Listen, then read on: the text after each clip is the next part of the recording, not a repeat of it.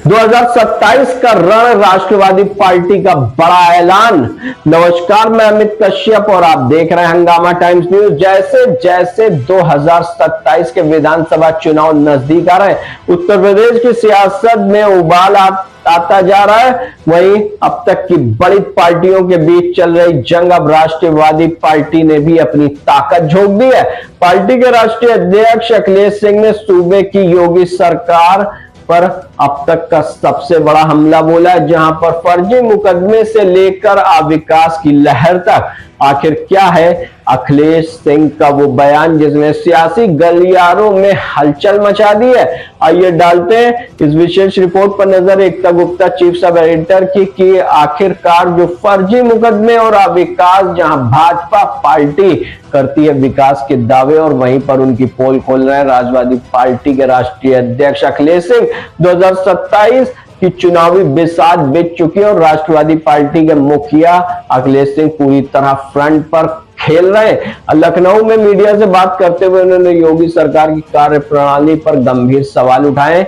वही फर्जी मुकदमों का आरोप, विकास की लहर 2027 का संकल्प को लेकर कह दी है बड़ी बात। आइए डालते उत्तर प्रदेश की राजधानी की राजनीति जगत की इस खबर पर नजर। नमस्कार, मैं एकता और आप देख रहे हैं हंगामा टाइम्स न्यूज। हमारे साथ हैं राष्ट्रवादी पार्टी के राष्ट्रीय अध्यक्ष अखिलेश सिंह जी। महाशिवरात्रि के पावन शुभ अवसर पे आज उनसे बात करते हैं, जानते हैं किस तरह से आज का दिन उन्होंने भगवान के चरणों में अर्पित किया, किस तरह से पूरी दिनचर्या रही। भगवान शिव के भक्त हैं वो, और साथ में एक पार्टी का दायित्व भी निभा रहे हैं। बहुत सारी चीज़ों के साथ वक्त निकाल के भगवान की आरती आराधना में भी लगे रहते हैं। सर, सबसे पहले आपको भगवान शिव का आज महाशिवरात्रि बहुत सारी हार्दिक शुभकामनाएं। जी धन्यवाद सबसे पहले आपको। और आज मैं सभी देशवासियों को महाशिवरात्रि के शुभ अवसर पर, महापर्व पर सभी देशवासियों को ढेर सारी शुभकामनाएं देता हूं। महादेव सभी की मनोकामनाएं पूरी करें।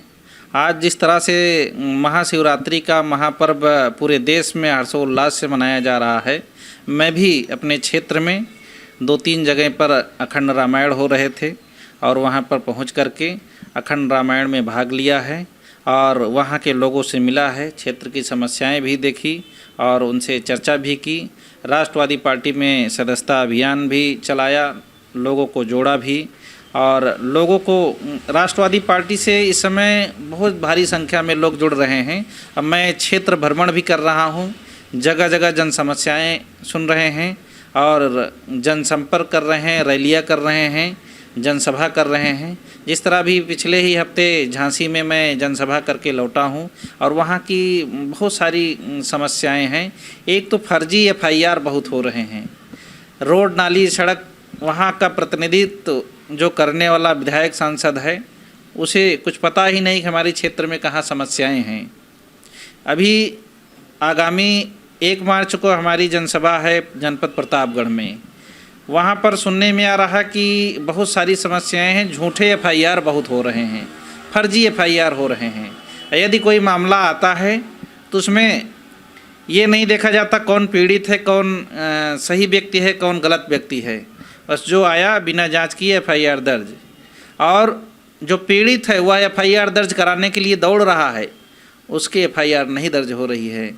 ऐसी इस सरकार में वाकई में मैं देख रहा हूँ माननीय मुख्यमंत्री जी पुलिस को खुली छूट जो दे रखा है, इससे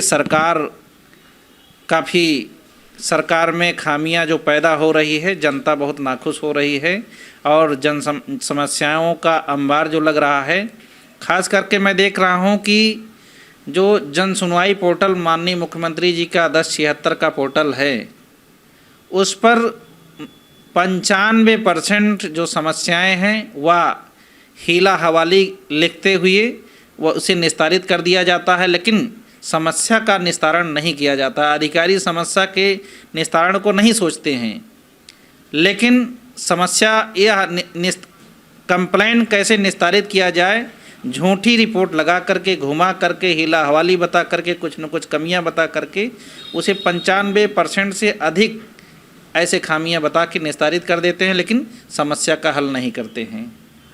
और इसी तरह से कई फर्जी एफआईआर के मामले आए हमारे संज्ञान में।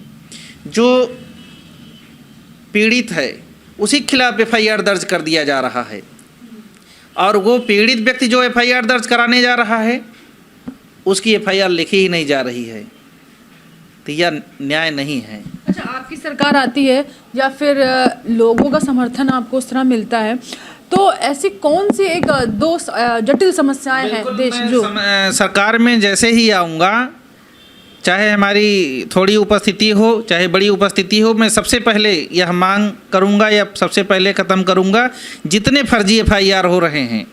अगर एक लोग दोषी हैं, 4 लोगों के खिलाफ FIR हो रहा है, 3 लोग बिना दोषी जो दोषी नहीं है उनके खिलाफ भी FIR हो रही है, चाहे झूठी FIR हो, तो ऐसे सबके मुकदमे मैं वापस करवाऊंगा सरकार से। यह मेरा आम जनमानस से वादा है। अच्छा, जैसे कि इस समय जो बड़ी समस्या सामने आ रही है, अगर हम लखनऊ की बात करें तो आपने भी रिसेंटली सुना होगा कि जो चाइनीज़ मांझों से लोगों की जान जा रही है। योगी जी ने भी कह दिया, CM योगी ने भी, कि अगर चाइनीज़ मांझे से जान गई तो वो हत्या कहलाएगी, लेकिन फिर भी बंद नहीं हो रहा है। बिल्कुल, माननीय मुख्यमंत्री जी की मैं सराहना करूंगा कि जो ऐलान किए हैं कि मांझे चाइनीज़ बंद होने चाहिए, लेकिन मैं उनसे आग्रह भी करना चाहूँगा कि उसे सख्ती से लागू भी किया जाए। जिस तरह से अभी बंद नहीं हुआ है, इससे तमाम हत्याएं हो रही। मेरे परिवार में आँख कट गई, ऐसे जो है बच गई आँख, किसी तरह अस्पताल में जा कर के काफ़ी इलाज चला। इस तरह से तमाम आए दिन सुनने को मिलता है और तमाम हत्याएँ हो जाती हैं। छापेमारी में कुछ निकला नहीं है, फिर भी लोगों तक कैसे पहुँच रहा है? और अभी भी 1-2 दिन पहले भी एक युवक के साथ ऐसी घटना घटी जो उसके गले में कट लगा है। माननीय मुख्यमंत्री जी के घोषणा करने के बाद भी कई मामले अखबार में, न्यूज़ में, वीडियो में, सोशल मीडिया में आया कि ऐसे मांझों से हत्याएं हो रही हैं। तो ऐसे जो भी घटना हो रही है वह सरकार को, उस परिवार को सरकार के खिलाफ मुकदमा लिखाना चाहिए हत्या के रूप में।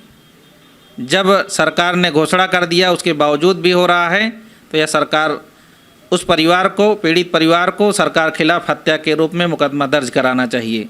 और सरकार की जिम्मेदारी है कि सरकार स्वयं दोषी माने अपने आप को, या जिसने गलती किया है उसके ऊपर आरोप सिद्ध करे। ये थे राष्ट्रवादी पार्टी के राष्ट्रीय अध्यक्ष अखिलेश सिंह जी, जिन्होंने बताया कि झूठी FIR पे बात की, साथ में उन्होंने बात की चाइनीज मांझों को लेकर बात की कि अगर ऐसा है तो FIR जरूरी है।